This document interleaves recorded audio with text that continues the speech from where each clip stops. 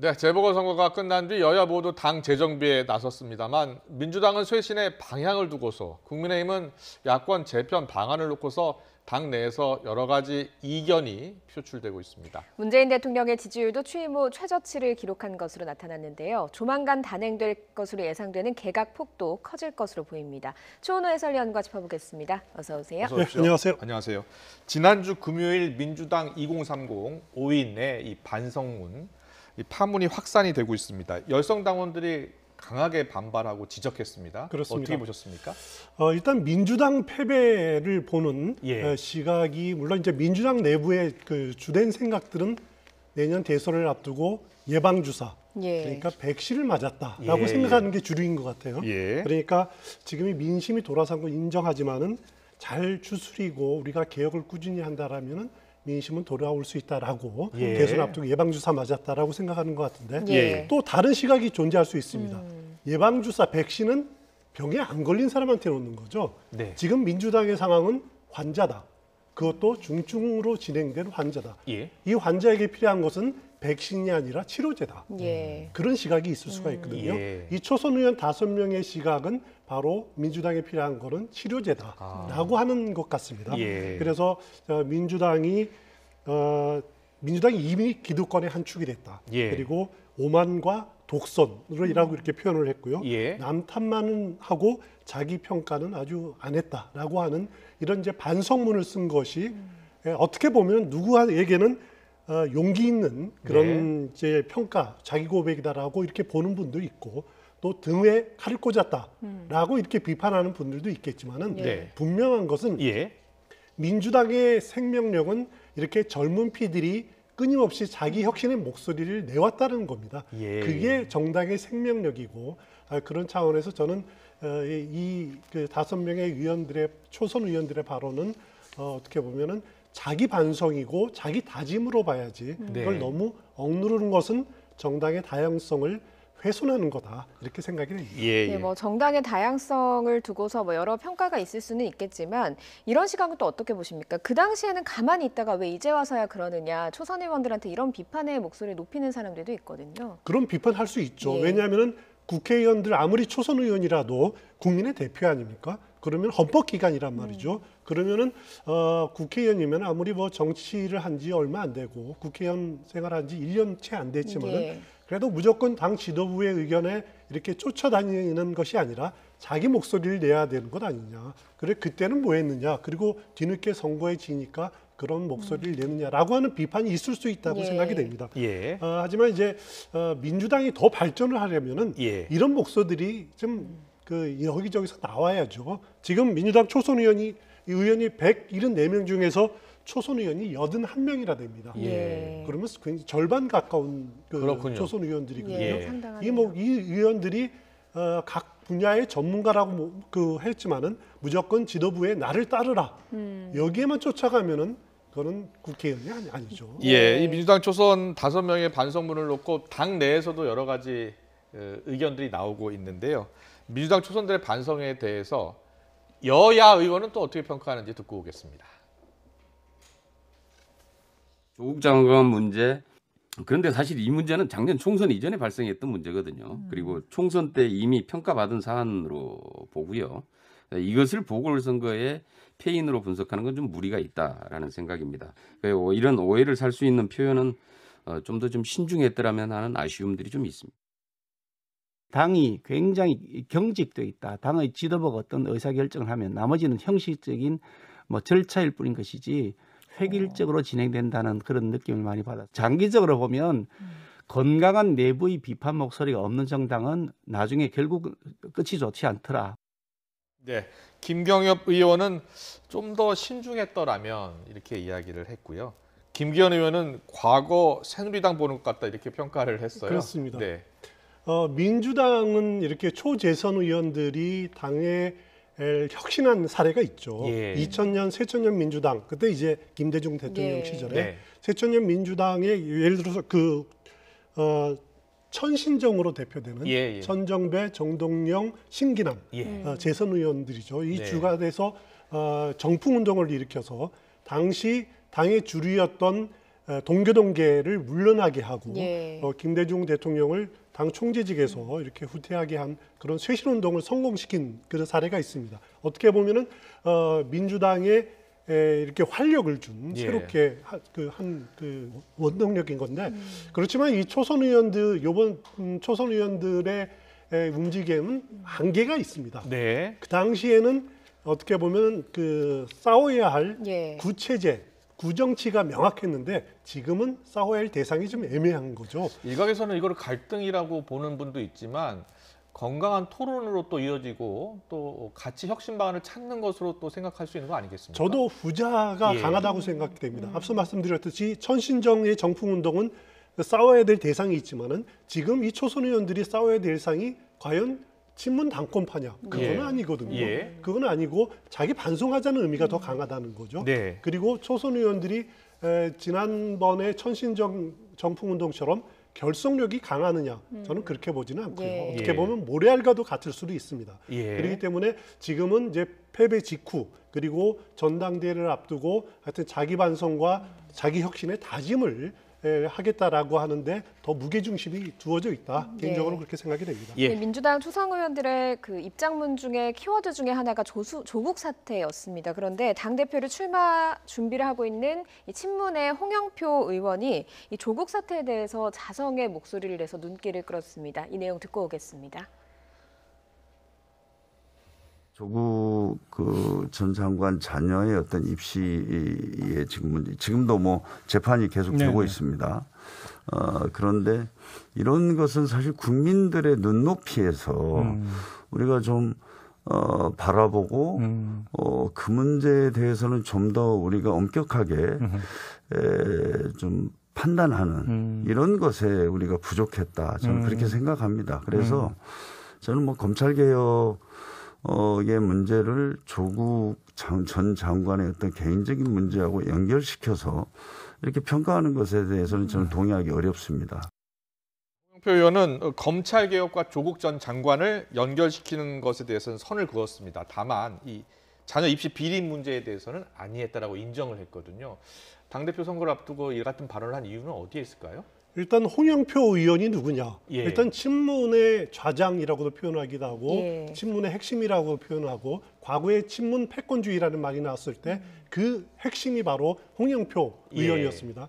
그런데 이번에 이제 대표 선거를 앞두고 이런 조국 사태에 대해서 어느 정도 반성문을 쓴 것을 보면은 예. 저는 이제 이 문제를 두 가지로 생각합니다. 하나는 조국 사태가 진보 진영의 분열을 낳은 측면이 있지 않습니까? 예. 어떻게 보면은 친문을 중심으로 한 그룹 그리고 진보주의의 가치를 지키려고 한 그룹이 이렇게 갈라졌었죠. 예. 가장 대표적인 경우가 진중권 교수라든가 정의당 경우인데 이렇게 갈라진 것에 대한 반성의 표현일 수도 있다라는 부분이 하나 있고요. 예. 또 하나는 최근 들어서 홍영표 의원이 말하는 걸 보면은 이재명 지사에 대해서 대통령 후보 선출 연기론에 대해서도 선을 이거 바람직하지 옳지 않다라고 표현을 하거든요. 예. 어떻게 보면은 개인적인 생각입니다만은 홍영표 의원을 비롯한 친문 일부에서 이재명 지사를 예. 차기 대선 후보로 받아들이려고 하는 예. 수용하려는 그런 움직임도 있는 것도 같습니다. 예, 그것을 예. 반영하는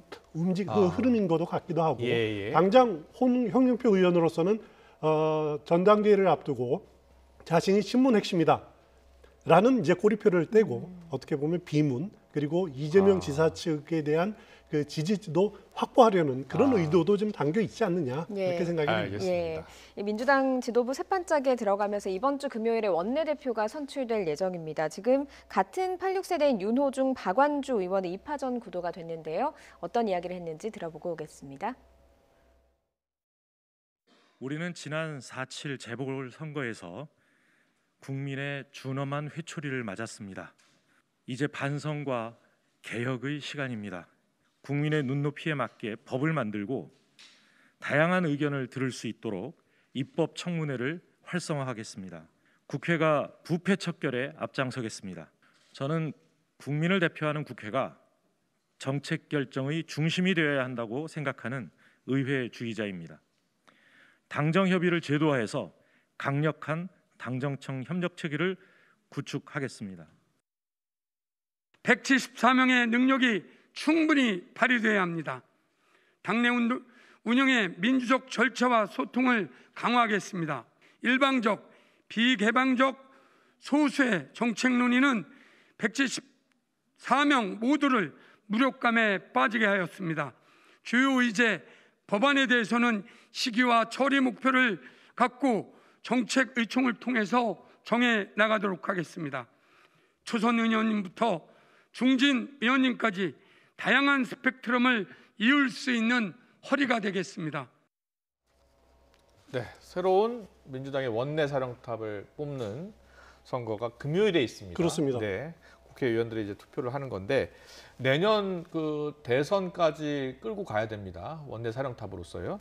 누가 되느냐에 따라서 좀 뭔가 변화가 있지 않겠습니까? 그렇습니다. 일단 지금 이제 2명의 2파전으로 예. 좁아졌는데 윤호중 의원 경우에는 당 정책위 의장 또 사무총장 또 지금 이제 법사위원장 예. 아닙니까? 예. 당내 어떻게 보면 친문 당권파에 항상 위치해 있었습니다. 아, 예. 예. 그렇지만 이제 박완주 의원을 두고 뭐 비문이다라고 하는 언론도 있는데 비문이라고 보면은 좀 예. 애매한 예. 부분들도 있고요. 삼선 의원이고 네. 김근태계 의원들이 아. 모인 민평련이라는 조직이 예, 있습니다. 예, 예. 여기 소속돼서 오랫동안 활동을 한 어떻게 보면 이제 최고위원도 지냈고 원내 네. 부대표도 지냈는데 더불어민주당의 그 원내대표를 보면은 문재인 정부 들어서 참 재밌는 흐름이 있습니다. 제일 첫 원내대표가 우원식 의원이었거든요. 예. 우원식 의원은 대표적인 예. 민평련계입니다. 그 다음에 홍영표 의원이었죠. 홍영표 예. 의원은 친문 당권파였습니다. 예. 그 다음에 이인영 의원입니다. 예. 이인영은 또 민평련이죠. 예. 그 이후에 김태년 의원은 또 어떻게 보면 친문 당권파입니다. 그렇군요. 여기서 그 민평련과 친문 당권파가 2대2로 이렇게 계속 왔다 갔다 하는데 예. 이번에는 과연 그 윤호중 의원이 될지 박원주 의원이 될지 참 흥미로운 대목인데요. 예. 일단 가장 차별화되는 부분이 예. 윤호중 의원 경우는 당정청 관계가 완팀이 돼야 된다. 아. 하나의 예. 팀이 돼야 된다라고 하는 부분들이 가장 눈에 띕니다. 예. 반면 박원주 의원 경우에는 당 주도로 당정청이 그 관계가 이루어져야 된다라고 이렇게 주장을 하는 부분들이 차이가 나는데 결국은 이 부분은 어떻게 보면 당정청 위주의 친문 핵심인 윤호중이냐 아니면 야당과의 협력 관계를 강조하는 박완주 의원이냐 이 대결인데 앞서 말씀드렸듯이 초선 의원이 81명이나 됩니다. 네. 174명 중에서. 예. 그렇기 때문에 초선 의원들의 표심이 어디 갈지는 사실 참 알기가 어렵습니다. 예. 그래서 예. 원내대표는 계파별로 이렇게 분배되기보다는 친소관계도 있고요. 네. 의원들 간의 친소관계도 있고 내년 대선을 지휘할 원내 사령탑이 누가 적합하느냐 아. 이런 미래에 대한 나름대로의 소신도 있을 거고 예. 그렇기 때문에 어느 쪽으로 무게가 쏠릴지는 뚜껑을 열어봐야 될 것 같습니다. 알겠습니다. 예, 알겠습니다. 국민의힘 상황도 살펴보겠습니다. 지난 주말에 김종인 전 비대위원장이 언론에서 안철수 대표에 대해서 굉장히 쓴소리를 했습니다. 계속해서 어떻게 보면 좀 쓴소리를 날리고 있는 건데 이유가 있겠습니까? 일단 기본적으로 쭉 보면요, 김종인 위원장이 안철수 대표를 무척 좋아하지 않는 것 같습니다. 싫어하는 예. 것 같은 그런 느낌을 많이 받는데 예. 일단 김종인 전 위원장 경우에는 안철수 대표를 이렇게 견제를 하고 고분고분하게 만들어야겠다라고 하는 생각이 좀 강한 것 같아요. 뭐냐면은 안철수 대표 위주로 정계 개편, 야권의 개편이 이루어질 경우에 이것은 내년 대선 과정에서 또 다른 악재가 될 예. 수도 있다라고 이렇게 본인은 판단하고 있는 것 같습니다. 그러니까 야권 재편 과정에서 안철수 대표는 one of them이 돼야지 주가 돼서는 안 된다라는 그런 확실한 생각을 가지고 있는 것 같습니다. 예. 그래서 예. 김종인 위원장은 계속 안철수 대표를 겨냥해서 이렇게 좀 아니다 또 예. 정권 교체의 짐이 될 수 있다 이런 표현들을 계속 쏟아내는 것 같습니다. 김종인 전 비대위원장의 비판적인 발언이 계속 이어지니까 국민의당도 발끈하고 나섰습니다. 안철수 대표 구용모 최고위원의 발언 내용 듣고 오겠습니다. 야권 스스로 우리가 잘해서 이겼다는 교만에 빠지는 순간 야권의 혁신 동력은 약해지고 정권 교체에 대한 절박함도 사라질 겁니다. 모두 더 몸을 낮추고 더 겸손한 자세로 변화와 혁신에 더 박차를 가해야 합니다. 야권은 오로지 국민의힘만 있다는 오만불손함과 정당을 단순히 국회의원 수로만 평가하고 이를 폄훼하는 행태는 구태 정치인의 표본이며 국민에게 매우 건방진 행동입니다. 김종인 위원장께서는 국민의당을 비롯한 야권 승리를 위해 지지해 주신 국민께 당장 사죄하시기 바랍니다.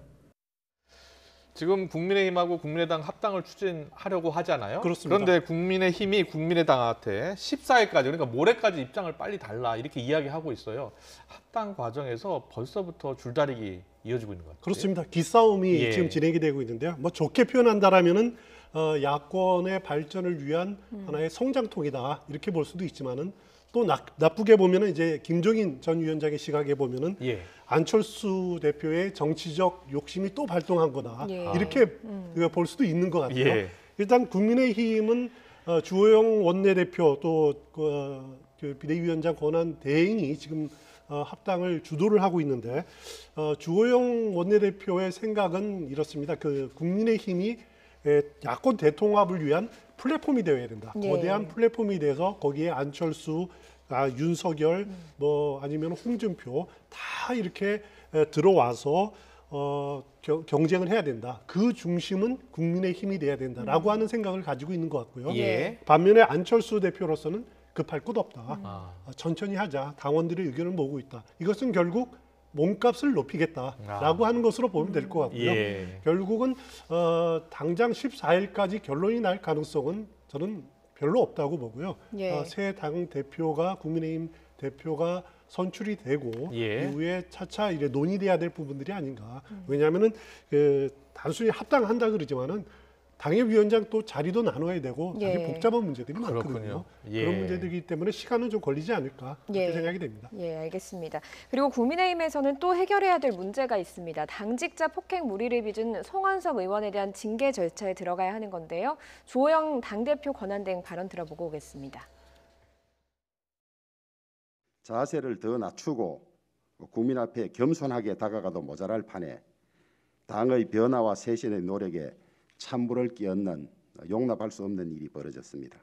국민들과 당원들의 요구를 받아들여서 우리 당 당원 당규에 따라서 적각윤리위원회 해부해서 윤리위원회 절차를 밟도록 했습니다. 우리 당은 앞으로도 윤리적인 기준을 더 강화하고 조금이라도 불미스러운 상황이 생겼을 경우에는 거기에 상응하는 책임을 물을 수밖에 없다는 점을 다시 한번 밝혀둡니다. 네, 거기에 상응하는 책임을 물을 수밖에 없다 이렇게 이야기했잖아요. 그렇습니다. 징계 수위가 어느 정도 나올 것 같습니까? 일단 윤리위원회 회부가 되면 예. 윤리위원회가 열리게 되겠지만요. 송원석 의원의 경우에는 어떻게 보면은 이제 재선 의원이기도 하지만은 비대위원장 비서실장이지 않았습니까? 예. 그래서 그 당직자를 폭행을 한 거 보면은 어떻게 보면은 이건 직장 내 가혹행위죠. 예. 직장 내 가혹행위이기 때문에 엄정하게 처벌돼야 되는 게 맞고요. 예. 마침 국민의힘의 중앙윤리위원회 위원장, 윤리위원장이 어떤 분이냐면 잘 알려지지 않았지만은 예. 김관하 변호사입니다. 예. 40대인데 예. 전공이 노동법 전문 변호사입니다. 그렇습니까? 예. 10여 년 동안 노동법을 전문으로 한 변호사이기 때문에 직장 내 가혹행위로 엄정하게 처벌하는 결과가 징계 결과 나올 것으로 예. 저는 예상을 하고 있고요. 예. 그것이 뭐 제명이 될지 탈당 권유가 될지 모르겠습니다만은 사실 제명하기는 쉽지 않습니다. 왜냐하면 예. 제명은 위원회에서 이렇게 제명 결정을 내리더라도 의원총회 3분의 2 이상의 동의를 얻어야 됩니다. 예. 그래서 국회의원들이 자기 동료를 제명하기 참 어렵거든요. 예. 그래서 나올 수 있는 최대한의 결정이 탈당 권유가 되지 않을까라는 생각이 드는데 예. 그것은 당 윤리위원회에서 어느 결정을 내릴지는 한번 두고 봐야 될 대목이 아닌가 싶습니다. 여태까지 지금 뭐 국민의힘 그러니까 그 전신인 뭐 새누리당이나 자유한국당 같은 경우에는 좀 징계를 세게 주진 않았잖아요. 그렇습니다. 대표적인 경우가 5.18 망언 발언 관련해서 김순례 최고위원 경우에는 당원권 정지 3개월을 받은 적이 있었죠. 김진태 전 의원 경우에는 경고를 받았고 물론 이정명 당시 의원 경우에는 제명을 결정이 되기도 했습니다마는 앞서 말씀드렸듯이 의원총회에서 제명 확정이 되기까지는 1년이 시간이 걸립니다. 그리고 제명이 결정됐다고 하더라도 물론 이제 그 당시에 국민의힘에서는 자유한국당에서는 제명이 됐지만 예. 그다음에 더 어이가 없는 것이 비례정당, 비례위성정당으로 당적을 옮기는 그런 일이 있었기 때문에 예. 하나만한 징계였었죠. 그랬군요. 예. 그렇게 이제 솜방망이 징계를 한 것이 과거 자유한국당 시절이었는데 이번은 달라져야 되지 않을까 그런 예. 생각을 합니다. 예. 알겠습니다. 어느 정도의 수위에 징계가 결정되는지 보겠습니다. 예. 그리고 재보선 이후 문재인 대통령의 지지율 조사가 있었는데요.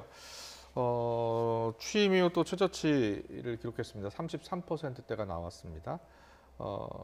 그리고 곧 인사도 있을 예정이고요. 오늘 앞서 뉴스 속보로 전해드렸었는데 이철희 전 의원이 청와대 정무수석으로 내정이 됐네요. 어떤 의미가 있을까요? 그렇습니다. 이철희 전 의원 경우에는 이제 친문 핵심이 아니죠. 친문 인사가 아닙니다. 예. 원래 김한길 의원의 보좌관으로 시작을 했었고 방송 활동을 오래 했기 때문에 대중에게는 잘 알려진 그런 인물인데 어떻게 보면 이제 조국 사태를 두고도